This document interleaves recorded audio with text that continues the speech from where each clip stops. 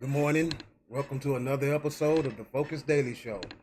Here on the Focus Daily Show, we speak about the law, the biblical law, and how it applies to modern day governments and modern day civilization. We also speak about how the Afro Americans, the black men of America, are the children of God, and this land of America truly belongs to us. It was our birthright given to us by God, and it always have been and always will be. But unfortunately, us as a people fell short of the grace of God. We lost sight of his laws and his commandments. And today that's what we're here to speak about, the common law, which is biblically the Old Testament, ecclesiastical law, the law of the land, which is the ruling law of society in general.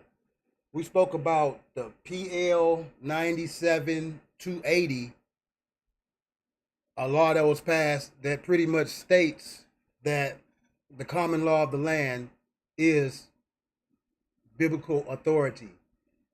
You can scroll back to some of my earlier videos. I made a video on that subject. So let's get into it. Common law.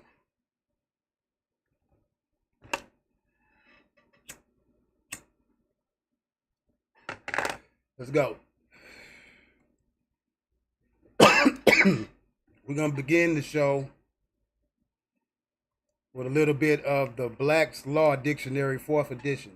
The Black Law defines common law as distinguished from Roman law, the modern civil law, the canon law, the main law, and other systems.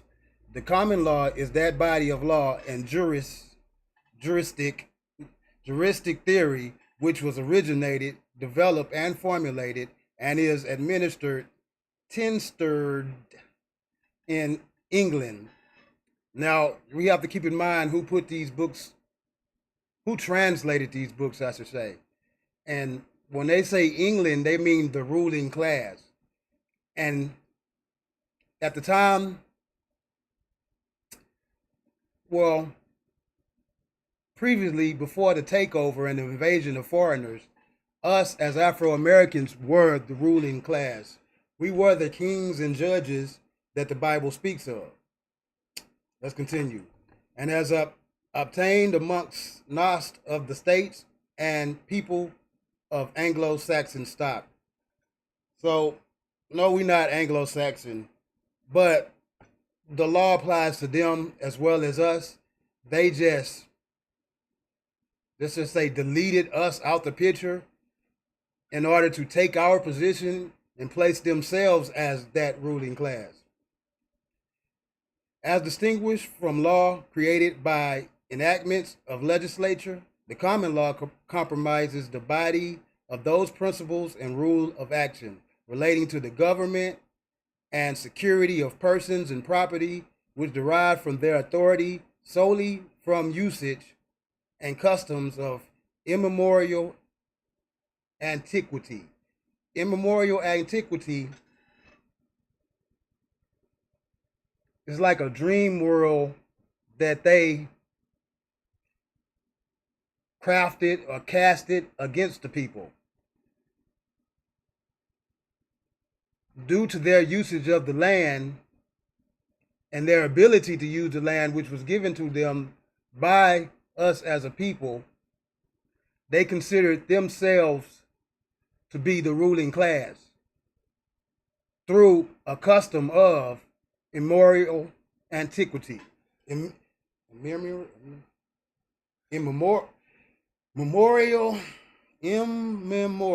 antiquity. I know, I'm just trying to get it down. And from the judgments and decrees of the courts recognizing, affirming, and enforcing such usage and customs. And in this sense, particularly the ancient unwritten law of England. We explained England, but that ancient law is the Word of God. Common law is the Word of God applied. Once us as a people fell from grace, we were placed under private law, admiralty law, which we'll speak more of later. All right, I got a video. I ain't never watched it. We're going to see what he's talking about and see if it can verify any of the things that I'm speaking of today by this guy named John Harris. Let's go. Oh, yeah. Hit that like button, subscribe. If you feel like it, support the channel. Hashtag Focus Daily TV. Let's roll. Okay, whenever you're ready. So people perceive that laws and legislation and acts and statutes, they're all pretty much the same thing, that they're here to protect us, they're here to look after us, but they're not all the same thing, are they? No, not at all. Legislation is sort of the rules of the corporation. And legislation and law and the legal world is pretty much the same thing in a lot of respects. But there's two legal systems at play, and this is what people don't realise. There's the ecclesiastical canon law, which is a legal system, which you would know as civil law. One of the biggest things that they said in history is that they had to civilise nations. Well, that's bring them central point of administration of law, which is known as a monarchy, because they would class anyone who lived under self-governance as being an anarchy.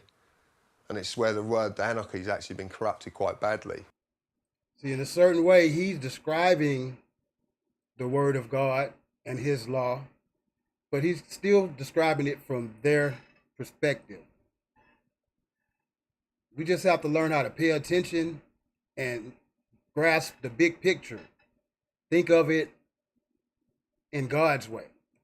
Because it says that there's chaos and disorder and stuff like this. But it's not. It's just a system of self-governance. People know naturally what's right and wrong. They just know. They don't have to be told. We've talked about this before. They don't.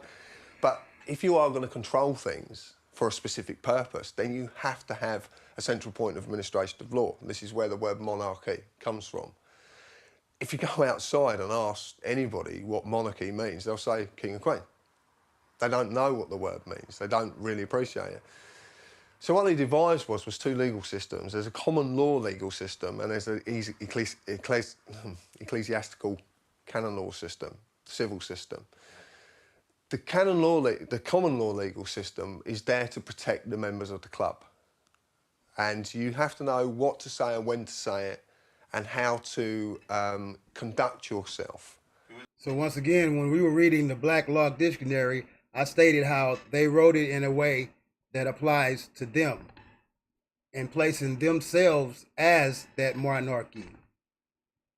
And that's the common law system. The members of the club? Church, basically.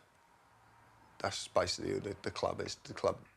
Which still operates by the word of God, but we're going to let him roll on. You could call it Club of Rome if you wanted to. It's got quite a few names. But it basically comes back to the same people. It comes back to the church. But the misconception is that the Vatican is about religion. But it's not. Religion is law. The whole religious process that's oppressed upon people. If you go back into history, you'll see that the places that the law was distributed from was churches. It also doubles as a court. If you'd done something wrong, you were taken to the church. In Exodus, part of Exodus of the Bible, which Alfred the Great in 900 rewrote a form of common law, which is called the Dome. That's kind of the rewriting that I spoke about, where they place themselves into our position. But I want to point out that he has lies mixed in with the truth. He's speaking in code. So keep that in mind. When he rewrote this, he used he used the majority of Exodus. The interesting part about it is that when you actually look at Exodus and you look at the certain segments that Alfred used, you'll see that slavery is perfectly okay. It's written there in the Bible. It's perfectly acceptable. And it's also perfectly acceptable to... Okay, we're going to get in a little bit more of this at a later time. I just wanted to point out how common law and biblical law coincide as one, but there is a division within it, which was presented to us by the foreigners who invaded this land. The foreigners like pilgrims, colonizers, you know the names. They taught us this stuff in school, but what they did not teach us was that we were the people that were invaded, that our system is the system that governs their world, which is to our advantage when God comes to do his thing. Everybody gonna have to hold up to what they presented to the people. But that's it for today. Another episode, Focus Daily TV. Hit that like button, subscribe, support the channel. #Focus Daily TV. We out.